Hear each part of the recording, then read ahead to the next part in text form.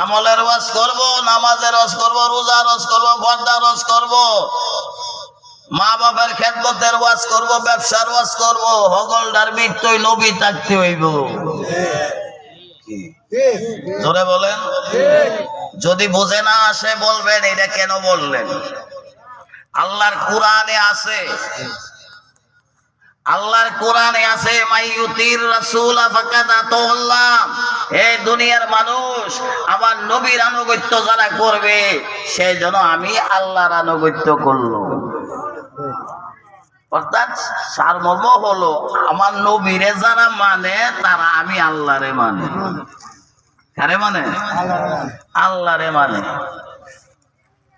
নবী বলছে তোমরা নামাজ পড়ো এই মতে, সাহাবীরা দ্বিমত করে নাই, এই মতেই নামাজ পড়ে গেছে। ঘটনার সূত্রপাত একদিন মসজিদে নববীতে নবী ওয়াজ করে, সাহাবীরা এ আমার উম্মতেরা তোমরা নামাজ পড়বা আমারে দেখিয়া দেখিয়া। সুবহানাল্লাহ কোন।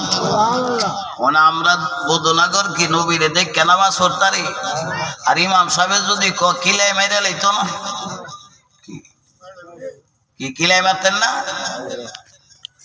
ওখান থেকে উত্তর দিন না, মাইরা লাইব। হ্যাঁ এইটা হইল দলিল।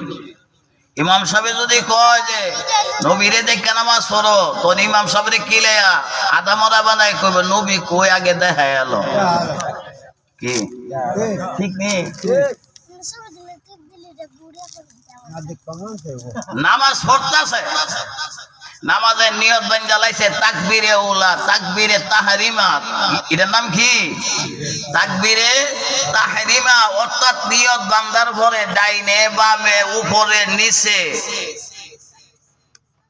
কোন দিকে মন দেওয়া যাবে না, এটা হারাম। আমরা দেশ বিয়াই গেলে গিয়া দাঁড়িয়ে বললেন ফিরেও কিছু মুসল্লি দেখে। গত শুক্রবারই আমার মসজিদে হয়েছে ঘটনা। অনেক বেড়ার নামাজের মধ্যে আমি কইছি নামাজ ছাড়ো, কারে দেখছ? বিআই রে। বিআই রে দেখবার লাগে নামাজ পড়তে আইস নাকি আল্লাহর রেজামন্দি হাসিল করবার লাগে নামাজ পড়ো? কি হইল? অন্তব্যাক্য লইছি এতই ব্যাপারে জানে না। কোনদিন মাসলা মাসাইল ইমাম সাহেবরা বলে নাই।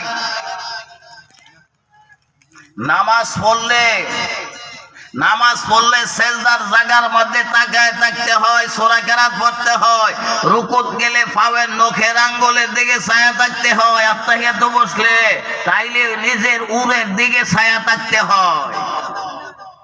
আপনি ছায়া দেখেন, বিল্ডিং এর মাঝে কি লেখা আছে এটা দেখেন।